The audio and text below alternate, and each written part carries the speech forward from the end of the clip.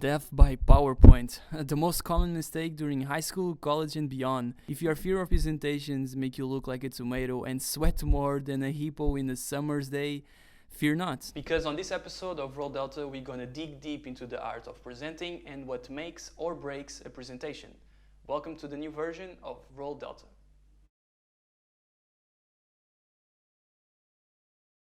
Presentations. Almost every time we see someone presenting something in the news, in school, in work, and yet this skill is one of the most difficult to master.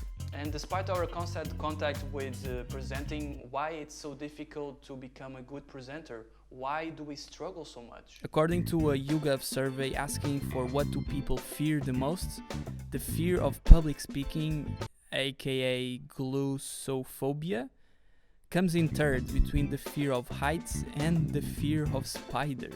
Meaning that speaking to a group of people covered by spiders while balancing in a bar above two buildings will make almost everyone watching this video cry. Whoa, that escalated quickly. But what are the reasons for this constant fear of speaking for a group of people? What's so scary about it? Well, when you step on stage, everyone is looking at you, watching every single movement, every expression. You are now the center of attention. In essence, you are afraid to be judged, to be evaluated, to look like a fool in front of others. But there is hope. Cue the inspirational music. Inspirational. Okay, never mind. And to learn how to become a good presenter, first we need to look at what makes a good presentation. So we can divide the presentation in two components, the presenter and the supporting material. These two components work together to create an experience and deliver the information we want to transmit. Let's start with the presenter. First, looking at a couple of videos of my favorite presenters, almost all share common traits we must strive to achieve. First, engage the audience. By involving the audience with a story or a rhetoric question, everyone feels more comfortable and they pay more attention. Second, just have a sense of humor. In every single video of a great presenter, at some point they make the audience laugh. We can say that a smile is the key for a smooth presentation. And third, have an animated tone, mixing the high and low pitch, having small pauses to allow the audience to think.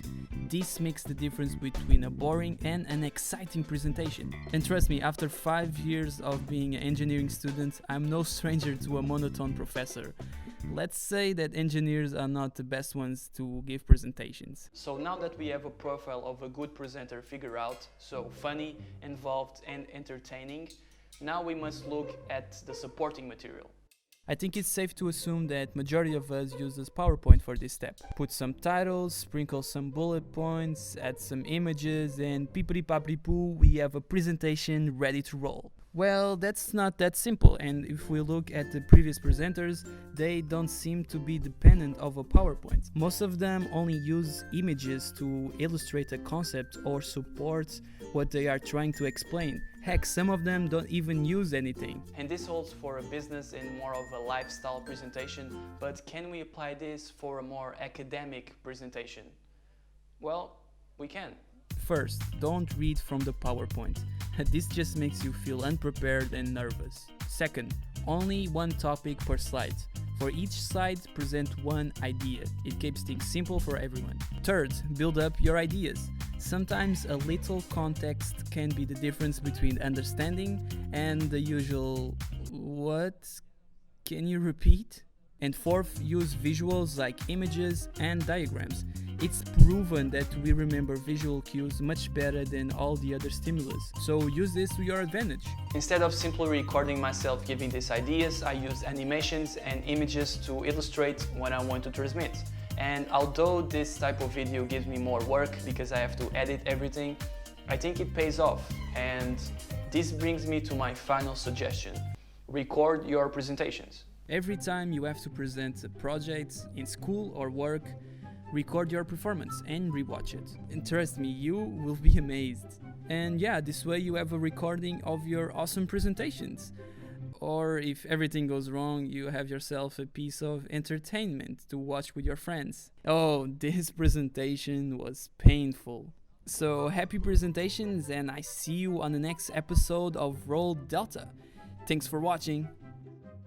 hey, you made it to the end of the video. If you are new here and you like the video, why not subscribe? It's free and it keeps me motivated to do more of these awesome videos. And I have the feeling that you're gonna enjoy the other videos I have here. Videos about productivity, about learning, about interwhaling, and how to become more effective. So head to the channel and enjoy the videos. They are for you, and I appreciate you leaving a comment down below telling me your suggestions and what I should improve.